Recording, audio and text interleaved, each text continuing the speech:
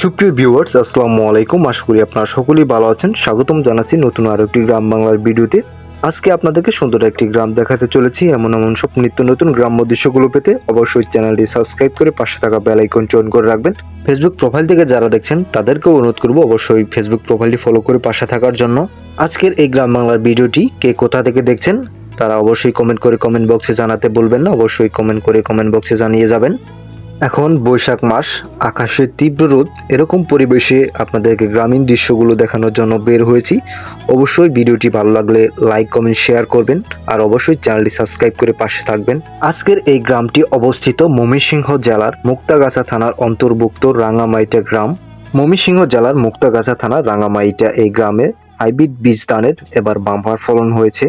আসলে এই জায়গায় এসে ধান কাটার দৃশ্য দেখে আমি খুবই মুগ্ধ হয়ে গেছি। একটা জিনিস আসলে আমি লক্ষ্য করলাম, আপনারা হয়তো দেখতে পাচ্ছেন এখানে কিছু কিছু জায়গায় ধানগুলো রেখে দেওয়া হচ্ছে, সবগুলো ধান কাটা হচ্ছে না। আসলে কেন কাটা হচ্ছে না এটা একটু জানার চেষ্টা করব।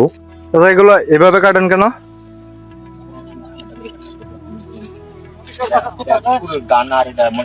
ওটা পুরুষ, এটা মহিলা, আলাদা কাটতে হয়।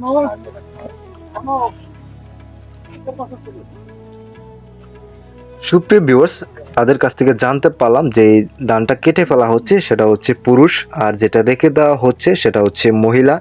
মহিলা পুরুষ একসাথে মিশ্রণ করে কাটা যায় না, আর মহিলা ধানটি মেশিন দিয়ে কাটা হবে।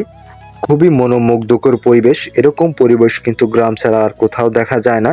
আর চারিপাশে পাখির কলরবে মুখরিত চারিপাশ।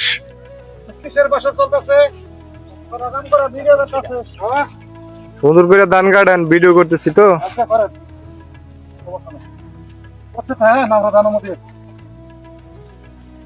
আচ্ছা, এই এলাকার নামটা কি ভাই?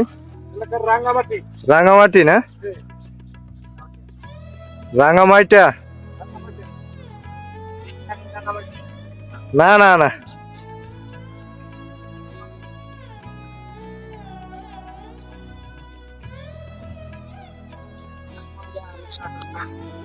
মুক্তাগাছা থানা না, মুক্তাগাছা থানা।